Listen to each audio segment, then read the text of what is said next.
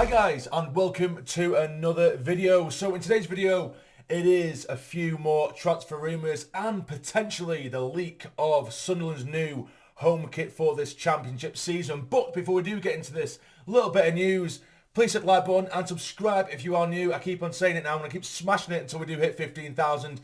We are so close to hitting 15,000 subscribers. If you are enjoying the content, you're a regular viewer, but you just haven't clicked subscribe yet, please do. It helps out so much. And of course, like the videos when you do watch them indeed. But anyway, get into it. Firstly, we do have a couple of pretty heavy transfer rumours. It isn't just, a little bit of a rumour here and there. There's a lot of reputable outlets that are sort of reporting these rumours. So I am going to go through them. It's a couple of players. And of course, after we've gone through that, we'll have a look at this apparently leaked kit as well. But first, we do have Dan Ballard. He's someone who has been heavily linked with Sunderland over the last sort of 2 or 3 days by several news outlets. Their centre-back, he's only 22 years of age, I do believe.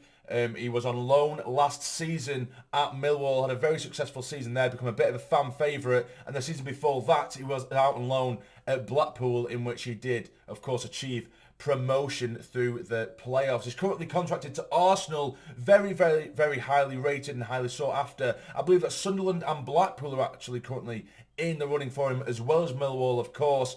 But, if you have a look at him, I think he made over 30 appearances for Millwall last season, again for Blackpool the season before. He's had, I think, 15, 16 international caps for Northern Ireland as well. So for 22 years of age, he's got plenty of experience under his belt and a very good player at that. He's a big lad, I think 6'2", 6'3", maybe. Big brick shithouse, but it's one of those a little bit unique in the sense that, yeah, he's a big lad, so you expect him to be no-nonsense, he's strong, he don't let anyone win anything in the air, which is absolutely fantastic. But from what I've heard, particularly from Millwall fans, a set of Millwall fans that I've sort of seen and speak to about online about Ballard, apparently his range of passing is absolutely excellent, just as good as any sort of central midfielders who sort of conducts the midfield. He's doing it from the back line. I think that would fit perfectly well. The only thing is, apparently he's very well suited to a back five.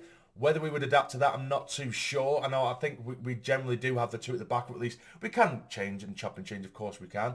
And to have someone like Danny Bart, Bailey Wright, if he is to sign a contract, and then Ballard as well, that isn't a bad sort of back three, and then make it into the wing back system with the back five, if you will. That wouldn't be a bad sort of lineup at all for me. But yeah, he's been heavily rumoured with us.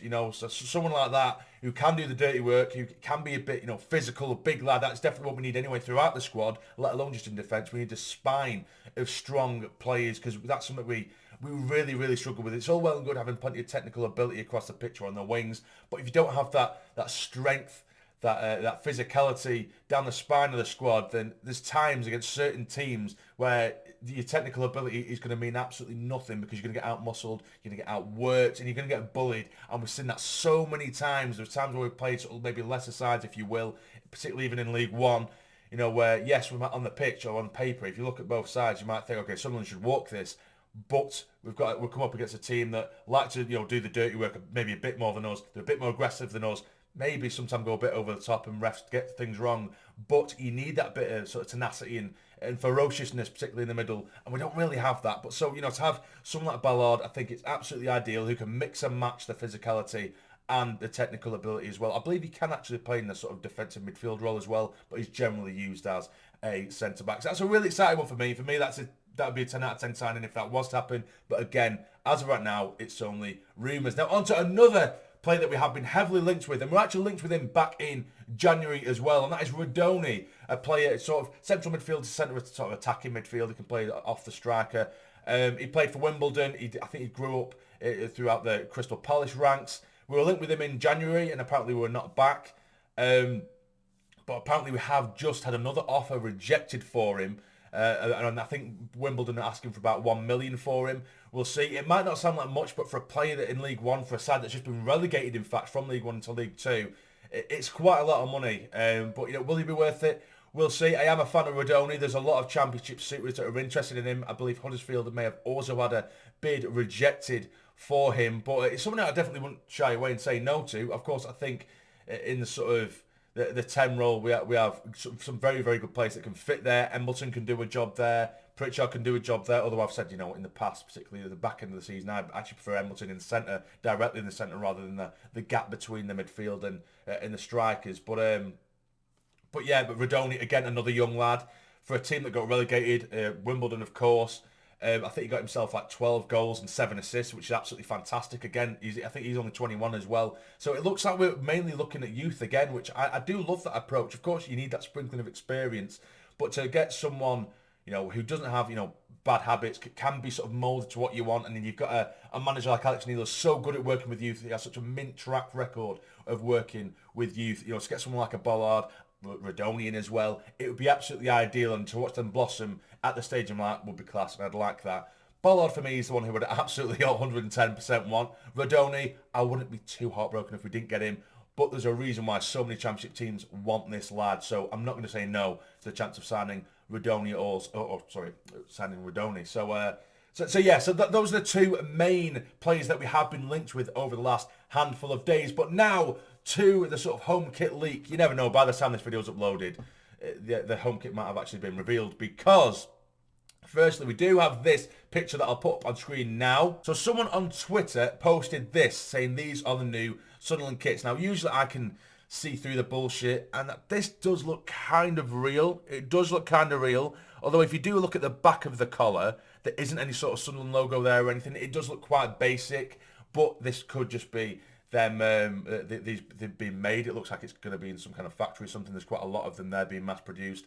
So I don't know whether it's fully complete yet. I'm not too sure. But a lot of people said they enjoy it. They like this kit. For me, I made the comparison, which seems to have annoyed a lot of people. But the comparison I made originally, well, not really a comparison, but the fact that I stated was the last time that we had a black collar and a black sleeve, or at least the end of the sleeve, was our Championship season when we went down. Then a lot of people are saying that they prefer to remember fonder times, which of course I do, but it wouldn't have fit the narrative of the last kit that we had the black collar and sleeves. But you know what I mean? But it does look a lot more like, and it does remind me of the kit from years ago, you know, where the likes of Stefan Sessegnon would wear it, or Nicholas Bentner, that kind of season. Slightly more fonder times, I suppose. But for me, I don't know what it is. It might look a lot better in person. It might look a lot better in person, this. But as right now, for me, that looks very, very basic. And I mean very, very basic. You know, the kind of kit where, you know, if there's like a charity game going on or something, then they just whip up a standard red and white kit and just stick a few logos on. That's what this looks like, which I'm not going to complain. I think in person this could look a hell of a lot nicer, maybe. But that is the rumour that's going around this morning. Someone posted that. I'm guessing someone who works in a factory where they get made and stuff like that. And then literally moments later, less than half an hour later, Sunderland did post announcing their partnership with Spreadex. So is this real? I think it could be real. It's very, very much a possibility. But again, it could be announced by the time this video comes out. But what do you think of that proposed kit? So there we go. That is everything in this video. We've got the two transfer rumours. What do you think about both Ballard and Rudoni? And of course, this rumoured kit as well. Do you like it? Do you not? Let me know in the comments down below. But as usual, if you've enjoyed, hit the like button, subscribe if you're new. But for now, take care and stay jammy.